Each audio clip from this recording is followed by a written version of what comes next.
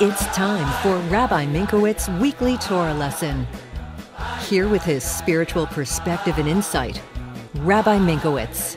Welcome to this week's Torah lesson. This week's Torah portion is actually a double Torah portion, Parsha Matot-Massei, the last two portions of the book of Numbers, which is Shabbos Chazak. But the question of the week is, how can we be happy when life slows us down at times?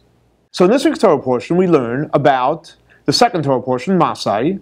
We learn about the travelings of the Jewish people. The Torah portion is called Massei for the travelings of the Jewish people. And they actually traveled 42 times. That means they traveled and they encamped. And the Torah tells us every single time. They traveled, they stopped, they hung out, and they kept on traveling. So the Rebbe asked a simple question. With the Jewish people, they went 42 journeys. In order for a journey to take place, you have to travel, and then you have to stop. If you don't stop, then how do you get to 42? So you traveled, Massei, and the Torah tells us, Chaniah, they stopped. There was a Masa and a Chaniah. So the Rebbe asked the question, why is it called Eila Massei B'nai Yisrael? These are the travelings, it should be called Eila Massei V'Chaniah the B'nai Yisrael. They're traveling and their encampment. But nevertheless, the Torah doesn't do that. The Torah only calls it Massei. So the Rebbe brings out a phenomenal idea from here, and he says, you must say that even though there was a Chaniah, they stopped, but from God's perspective, they were moving. Why is that?